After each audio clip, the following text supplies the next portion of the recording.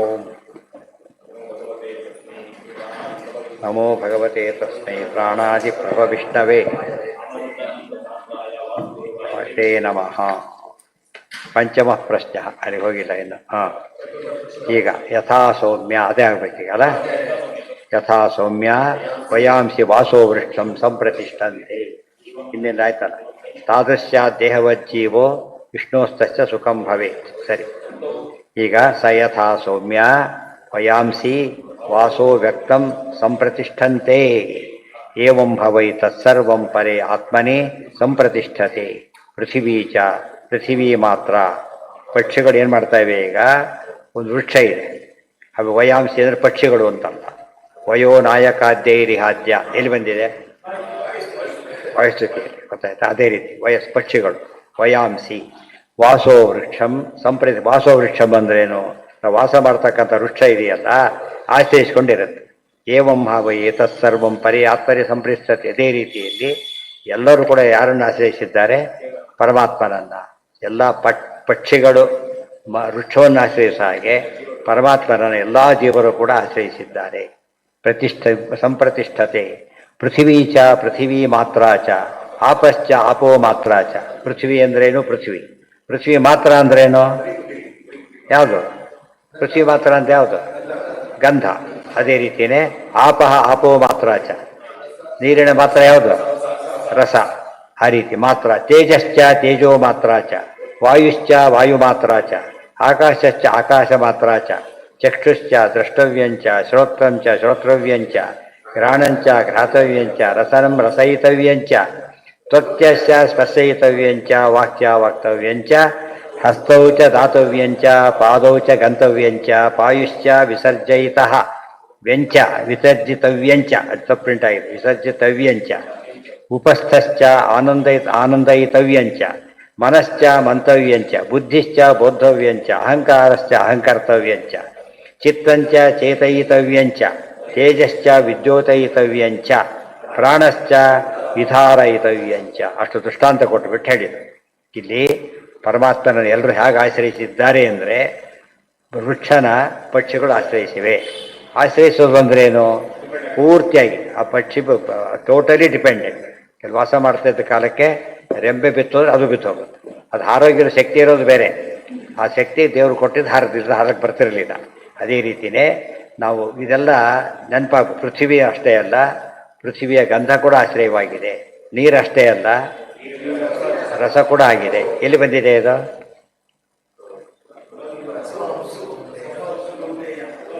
ರಸೋಪ್ಸವ 7ನೇ ಅಧ್ಯಾಯದಲ್ಲಿ ಹೇಳ್ತಾರೆ. ಏನಂತ? ಜ್ಞಾನಂ ವಿಜ್ಞಾನ ಸಹಿತಂ. ಇವತ್ತು ನೀರು ದೇವರಧೀನ ಅಂತ ಹೇಳೋದು ಜ್ಞಾನ. ಅದರ ರಸ ಕೂಡ ದೇವರ ವಿಜ್ಞಾನ. ಪೃಥ್ವಿ ದೇವರಧೀನ, ಗಂಧನೂ ಪೃಥ್ವಿ ದೇವರಧೀನ. ಅದೇ ತನ್ಮಾತ್ರ ಪದ ಉಪಯೋಗಿಸಿದ್ರು. ಭಗವದ್ಗೀತೆಯ 7ನೇ ಅಧ್ಯಾಯ ಓದೋರಿಗೆ ಇದು ಕ್ಲಿಯರ್ ಆಗುತ್ತೆ. ಇದನ್ನು ಓದೋರು ಅದು ಕ್ಲಿಯರ್ ಆಗುತ್ತೆ. ಎರಡು ಜೊತೆ ಸೇರಿಸ್ಕೋಬೇಕಾಗುತ್ತೆ.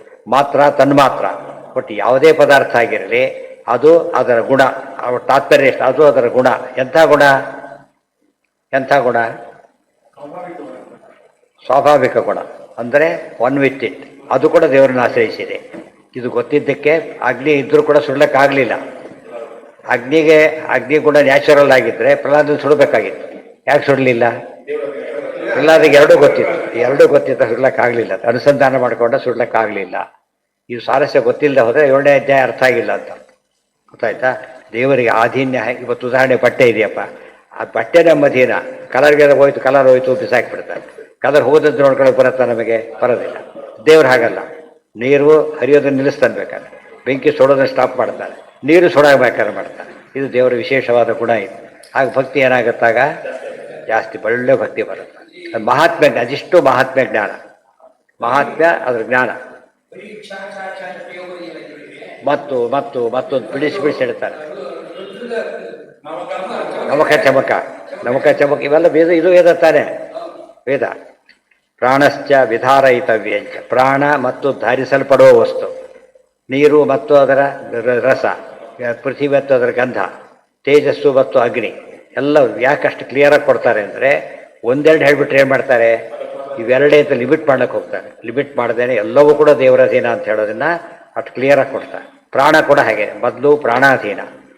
ಆಮೇಲೆ ಪ್ರಾಣನ ಸಮೇತ ಎಲ್ಲವೂ ದೇವರಿಗೆ ಅಧೀನ, ಅಲಾಂಗ್ ವಿತ್ ಪ್ರಾಣ ದೇವರ ಅಧೀನ. ಏಷ ಹಿ ದ್ರಷ್ಟ ಸ್ಪಷ್ಟ ಸ್ರಷ್ಟ ಶ್ರೋತ ಘ್ರಾತ ರಸಯಿತ ಮಂತ ಬೋದ್ಧ ಕರ್ತ ವಿಜ್ಞಾನಾತ್ಮ ಪುರುಷ ಸ ಯೋಹ ವೈ ತದಚ್ಛಾಯಂ ಶರೀರಂ ಅಲೋಹಿತಂ ಶುಭ್ರಮಕ್ಷರಂ ವೇದಯತೆ ಯಸ್ತು ಸೌಮ್ಯ ಸ ಸರ್ವಜ್ಞ ಸರ್ವಂ ಭವತಿ ತದೇಶ ಶ್ಲೋಕ. ವಿಜ್ಞಾನಾತ್ಮ ಸಹ ದೇವೈಶ್ಚ ಸರ್ವೈಃ ಪ್ರಾಣಭೂತಾನಿ ಸಂಪ್ರತಿಷ್ಠಂತಿ ಯತ್ರ ತದಕ್ಷರಂ ವೇದಯತೆ ಯಸ್ತು ಸೌಮ್ಯ ಸ ಸರ್ವಜ್ಞ ಸರ್ವಮೇವ ಆವಿವೇಶಯಿತಿ. ಈ ರೀತಿ ದೇವರನ್ನು ತಿಳ್ಕೊಳ್ಬೇಕು ಅಂತ ಹೇಳೋದು ಮುಖ್ಯವಾದ ಅಂಶ.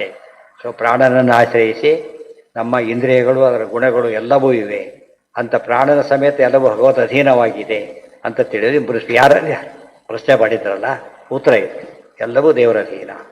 ಮನೆ ಇದೆ, ರೂಮ್ ಯಾರ್ದು ಅಂತ, ಮನೆ ಯಾರ್ದು ಮನೋರದೆ. ಕೆಲಸ ರೂಮ್ ಸಪ್ರೇಟ್ ಮಾಡಿಬಿಡಿ, ಏನಾಗುತ್ತಾಗ ನಮ್ಮದೇನೆ ಯಾರಿಗೆ ಕೊಟ್ಟಿದ್ದೀವಿ ಅಂತ ಹೇಳ್ಬೋದು. ಕೆಲವನ್ನ ಇವು ಸಾಮಾನ್ಯವಾಗಿ ಡೂಪ್ಲೆಕ್ಸ್ ಹೌಸನ್ನು ಬಾಡಿಗೆ ಕೊಟ್ಟರೆ ಬದೀತಾಗತ್ತೆ, ಬೇರೆದು ಕೊಟ್ಟರೆ ಇಬ್ಬರು ಕಾವಲು ಓಡಾಡಬೇಕಾಗತ್ತೆ. ಅದೇ ಬಿಟ್ಟರೆ ಸಪ್ರೇಟ್ ಮಾಡಿಬಿಟ್ರೆ ಬರುತ್ತೆ. ಸಪ್ರೇಟ್ ಆದರೂ ಇವಂಥದ್ದು, ಇದರಂತೂ ಓಪನ್ ಆಗ್ಯದ. ವಸ್ತುವಿನ ಗುಣಧರ್ಮಗಳು ನಮ್ಮದಲ್ಲ. ಕೆಟ್ಟ ಪೇಪರ್ ಬರುತ್ತಲ್ಲ, ತಾನೇ ಗನ್ನು ಮಾತ್ರ ತಾನೇ ಹೊಡ್ಕೊತಾನೆ. ಅವನಿಗೆ ಸ್ವಾಧೀನತೆ ಇಲ್ಲ ಅದ್ರೊಳಗೆ. ಗನ್ ಕೈಯಲ್ಲಿದೆ, ಅದ್ರ ಬಗ್ಗೆ ಅವ್ರ ಅವ್ನ ಸ್ವಾತಂತ್ರ್ಯ ಇಲ್ಲ ಅದ್ರ ಬಗ್ಗೆ. ತಿರುಮಲೆಗೆ ಬರ್ತಾನೆ ಇರ್ತಾರಂತೆ ಕೇಸುಗಳೆಲ್ಲ. ತಮ್ಮ ಮಕ್ಕಳನ್ನೇ ಕೊಂದಾಕ್ಬಿಡ್ತಾರೆ, ಅದಿಟ್ಟಿರ್ತಾರೆ, ಮಗು ಬಂದು ಗನ್ಗತ್ತ ಸತ್ತೋಗ್ಬಿಡ. ಅದು ಎಷ್ಟಿದೆ ಅಂದರೆ ಅಧೀನ ಇವ್ರಿಗೆ ಎಷ್ಟಿದೆ ಅಂದರೆ ಎಕ್ಸ್ಟರ್ನಲ್ ಮಾತ್ರ, ಇಂಟರ್ನಲ್ ಇಲ್ಲ. ದೇವರಿಗೆ ಹೇಗಿದೆ, ಅಯ್ಯೋ ಅಂತಃ ಪ್ರವಿಶ್ಯ, ಆದ್ದರಿಂದ ಏನು ಬೇಕಾದ್ರೂ ಮಾಡಬಲ್ಲ. ಅದನ್ನೇ ಕೃಷ್ಣ ಹೇಳಿದ್ದು, ಅರ್ಜುನ ವಿಚಾರ ಹೇಳಿದ್ದೇನೆ ಕೇಳು, ಈ ಕೇಳಿದ ಹೋದ್ರು ಮಾಡಿಸ್ತೇನೆ ಆಯ್ತಾ ನಾನು, ಗೊತ್ತಾಯ್ತಾ. ಯದಹಂಕಾರ ಆಶ್ರಿತ್ಯ ನೈವೋತ್ಸೈತೆ ಮನ್ಯಸೆ ಮಿಥ್ಯೇಶ ವ್ಯವಸಾಯಸ್ಥೆ ಕರಿಷ್ಯಸಿ ಅವಶೋಪಿತ. ನೀನು ಅಂದ್ಕೊಂಡಿದ್ದಿ ಅಷ್ಟೇ, ಯುದ್ಧ ಮಾಡೋದಿಲ್ಲ ಅಂತ, ಮಾಡಿಸ್ತೇನೆ ಆಯ್ತಾ. ಇದು ದೇವರು ಹೇಳಿ. ಇದು ಅರ್ಥ ಮಾಡಿಕೊಂಡ್ರೆ ದೇವರ ಸಾಮರ್ಥ್ಯ ಎಷ್ಟು. ಎಲ್ಲಿ ಹೇಳ್ತಾನೋ ಅದು ಅನುಗ್ರಹಕ್ಕಷ್ಟೇ ಹೊರತು ನಾವು ಹೇಳಲಿ ಬಿಡಲಿ, ನಾವು ಮಾತ್ರ ಹಾಗೆ ಮಾಡೇ ಮಾಡ್ತಾನೆ ದೇವರು. ಇದಿಷ್ಟು ಅಪ್ಲಿಕೇಶನ್ ಅದು. ಅಲ್ಲಿಗೆ ಅದು ಮುಗೀತು. ಮುಂದೆ ಇದು ತಿಳ್ಕೊಳ್ಳೋದಕ್ಕೆ ಜ್ಞಾನಿ ಆಗ್ತಾನೆ ಅವನು. ಈ ರೀತಿ ತಿಳ್ಕೊಂಡ್ರೆ ಜ್ಞಾನಿ ಆಗ್ತಾನೆ ಹೊರತು ಇಲ್ಲೋದಿಲ್ಲ. ದೇವ್ರ ದೇಹ ಕೊಟ್ಟ ಹುಡುಗ ನಾವು ನೋಡ್ಕೊತೀವಿ, ಹೇಳಕ್ಕೆ ಬರೋದಿಲ್ಲ. ಮನೆ ಕೊಟ್ಟ ಗೃಹಪ್ರವೇಶ ಮಾಡ್ತೀವ, ಇಲ್ಲ, ದೇವ್ರು ಮಾಡಿಸ್ಬೇಕಲ್ಲ, ಇರಿಸ್ಬೇಕು. ಪ್ರತಿಯೊಂದು ಕೂಡ ದೇವರೇ ಮಾಡಿಸ್ಬೇಕು. ಒಂದು ಸ್ಟೇಜಲ್ಲಿ ನಮ್ಮ ಸ್ವಾತಂತ್ರ್ಯ ತಿಳ್ಕೊಂಡ ತಕ್ಷಣ ದೇವ್ರ ಬಗ್ಗೆ ನಮಗೆ ಗೊತ್ತಿಲ್ಲ ಅಂತ. ಆ ರಾಹು ಏನು ಮಾಡ್ದ, ಬುದ್ಧಿವಂತಿಕೆ ಮಾಡ್ದ, ನಾನು ಅಮೃತ ಕುಡಿಬೇಕು. ಆದರೆ ಅಮೃತ ಸುಲಭ ಸಿಗಲ್ಲ ಅಂತ ಗೊತ್ತಾಗ್ತಾನೆ, ಗೊತ್ತಾಯ್ತಾ. ಏನು ಮಾಡ್ದ, 1000 ಜನ್ಮ ತಪಸ್ಸು ಮಾಡಿದ. 1000 ಜನ್ಮ. ತೇನ ಹಿ ಸಹಸ್ರ ಜನ್ಮಸು ತಪ ಆರಿತೋ ವರಹ. ಒಂದೇ ವಿಷಯ ಏನಂತ, ಅಮೃತ ನನ್ನ ಬಾಯಿಲಿ ಬಿಟ್ಟು, ಅಮೃತ ನನ್ನ ಬಾಯಿಲಿ ಬಿಟ್ಟು, ಅಮೃತ ನನ್ನ ಬಾಯಿಲಿ ಬಿಟ್ಟು. ಬಾಯಿಲಿ ಬಿಡಿ ಸರ್, ನುಗ್ಲಕ್ಕೆ ಬಿಡಲಿಲ್ಲ, ಗೊತ್ತಾಯ್ತಾ. ಕೊನೆಗೆ ಕಟ್ ಮಾಡಿಬಿಟ್ಟು. ನಾವು ಎಷ್ಟೇ ಬುದ್ಧಿವಂತರಾದರೂ ಕೂಡ ಏನಾಗುತ್ತೆ, ನಾವು ಒಳ್ಳೆ ಕೆಲಸ ಸಿಕ್ತು, ಸಂಬಳ ಕೊಡ್ತಾ ಇಲ್ಲ ಅವನು. ಸಂಬಳ ಬಂತು, ಪದಾರ್ಥ ಸಿಗೋದಿಲ್ಲ, ಪದಾರ್ಥ ಮನೆ ತರಲಿಕ್ಕಾಗಲಿಲ್ಲ, ಮನೆ ತಂದ ಪಾತ್ರೆ ಬೇಯಿಸ್ಲಿಕ್ಕಿಲ್ಲ, ಬೇಯಿಸ್ದ ಬಡಿಸೋರಿಲ್ಲ, ಬಡಿಸ್ಲಕ್ಕೆ ಹೋದರೆ ಪದಾರ್ಥಗಳಿಲ್ಲ ಸರಿಯಾಗಿ. ಆಮೇಲೆ ತಿನ್ಲಕ್ಕೆ ಹೋದ ಕೈ ಇಲ್ಲಾರು ಬಾಯಿಲಿಟ್ರು, ಅವ್ರಿಗೆ ಇಲ್ಲಿ ಕ್ಯಾನ್ಸರ್ ಆಗಿದೆ, ನುಂಗ್ಲಕ್ಕೆ ಬರೋದಿಲ್ಲ. ಆಮೇಲೆ ಜೀರ್ಣ ಆಯಿತು, ವಾದ್ಯ ಆಯಿತು, ಹೋಗಿದ್ದು ಇಷ್ಟೆಲ್ಲ ಮಾಡಿ ಆಗಿದ್ದೇನು. ಅಲ್ಲೂ ಕೂಡ ಏನಾಗಬೇಕದು ಮತ್ತೆ, ಅಹಂ ವೈಶ್ವಾನರೋ ಹುತ್ವ ಪ್ರಾಣಿನಾಂ ದೇಹಮಾಶ್ರಿತಃ. ಟೋಟಲ್ ಡಿಪೆಂಡೆನ್ಸ್ ಆನ್ ಗಾಡ್ ನಮಗಿದೆ, ಅದು ಅರ್ಥ ಮಾಡ್ಕೋಬೇಕು. ರಾಜಭೃತ್ಯರಿಗೆ ಆ ಥರ ಇಲ್ಲ. ಸಿಟ್ಟು ಬಂತು, ಕೆಲಸ ಬಿಟ್ಟು ಹೋಗ್ಬಿಡ್ತಾನೆ ಆ ಕಡೆ. ರಾಯ ಬನಿದ್ದಾರೆ, ಮತ್ತೆ ದೇಶವನ್ನು ಬಿಡಬಹುದು. ಯಾರ್ದದು, ಕನಕ ರಾಯ. ಆದರೆ ನಿನ್ನ ಬಿಟ್ಟು ನಾನು ಎಲ್ಲಿ ಹೋಗ್ತೀನಿ ಅಂತ ಕೇಳ್ತಾ, ಸಿಟ್ಟು ಮಾಡ್ಕೊಂಡು ಆಕಾಶ ಬಿಟ್ಟು ಎಲ್ಲಿ ಹೋಗ್ತೀನಿ ನೀನೀಗ. ಆ ರೀತಿ ಇದೆಲ್ಲ ಅರ್ಥ ಮಾಡ್ಕೊ. ಇದೆಲ್ಲ ಈ ಬೇಸಿಸ್ ಇದೆ ಅದಕ್ಕೆ. ಇದನ್ನು ಓದಿದಾಗ ಕನಕದಾಸರ ಮಾತು ಎಷ್ಟು ಅರ್ಥವತ್ತಾದದ್ದು ಗೊತ್ತಾಗುತ್ತೆ. ಕೆಲವು ಬಿಡ್ಲಕ್ಕೆ ಬರುತ್ತೆ ಅಂದರೆ ನಮಗೆ ಕಂಟ್ರೋಲ್ ಇದೆ ಅಂತ ಅರ್ಥ, ಬರೋದಿಲ್ಲ ಅಂದರೆ ಕಂಟ್ರೋಲ್ ಇಲ್ಲ ಅಂತ ಅರ್ಥ. ದೇವರನ್ನು ಬಿಡ್ಲಕ್ಕೆ ಬರೋದೇ ಇಲ್ಲ. ಆದ್ದರಿಂದ ಎಲ್ಲ ಸ್ಟೇಜಲ್ಲೂ ದೇವರು ಅನ್ನ ಎಲ್ಲ ಮಾಡಿ ಇನ್ನೇನು ಬಡಿಸ್ಬೇಕು. ಬೈಸ್ ಮಾಡಿಕೊಂಡಿರ್ತಾರೆ, ಅರ್ಜೆಂಟ್ ಕಾಲ ಬರುತ್ತೆ, ಹೋಗ್ಬಿಡ್ತಾರೆ. ಯೋಗ ಇಲ್ಲ ಅವನಿಗೆ. ಇನ್ಯಾರು ತಿನ್ನೋ ಅವ್ರು ತಿಂದು ಕೂತ್ಬಿಡೋದು ಅಲ್ವತ್ತು, ಇವನಿಗೆ ಇಲ್ಲೇ ಇಲ್ಲ. ಇನ್ನೊಂದು ಸತಿ ಯಾರೋ ಮಾಡಿರ್ತಾರೆ, ಅವನಿಗಿಲ್ಲ, ಇವನು ಹೋದ ಇವನಿಗೆ ಸಿಕ್ತು. ಇವೆಲ್ಲ ನಾವು ಅನ್ಕೊಳ್ಳೋದಾಗಿದ್ದು ಏನೇನೋ ಆಗ್ತಾಯಿದೆ. ಯಾವ ಅರ್ಥದಲ್ಲೂ ಕೂಡ ಸ್ವಾತಂತ್ರ್ಯ ಇಲ್ಲ ಅಂತ ಹೇಳೋದೇ ಶಾಸ್ತ್ರಗಳ ಮುಖ್ಯವಾದ ವೈಶಿಷ್ಟ್ಯ. ಅಲ್ಲಿಗೆ ಆ ಪ್ರಶ್ನೆ ಮುಗೀತು. 5ನೇ ಪ್ರಶ್ನೆ ನಾಳೆ ಏನು ಕೇಳ್ತಾರೆ ನೋಡಿ ಮುಂದೆ. ಅಥ ಹೈನಂ ಶೈಭ್ಯ ಸತ್ಯಕಾಮ ಪಪ್ರಚ್ಛ ಯೋಹ ವೈ ತದ್ಭಗವನ್ ಮನುಷ್ಯೇಷು ಪ್ರಾಯಣಾಂತರಂ ಓಂಕಾರಂ ಅಭಿಧ್ಯಾಯೀತ ಕಥಮಂ ವಾವತ್ ಅತೇನ ಲೋಕಂ ಜಯ. ಇಷ್ಟೇ ಪ್ರಶ್ನೆ. ಯಾರು ಓಂಕಾರವನ್ನು ಜೀವನ ಪೂರ್ತಿ ಹೇಳ್ತಾರಲ್ಲ ಅವ್ರು ಯಾವ ಗತಿ ಆಗತ್ತೆ, ಅದು ಪ್ರಶ್ನೆ ಉತ್ತರ ಕೊಡ್ತಾರೆ. ಓಂ ಸರ್ವೇಂದ್ರಿಯ ಪ್ರೇರಕೇಣ ಸರ್ವೋಚಮಹಂ ತೇನ ಯತಾಂ ಕಮಲಾಲಯಃ.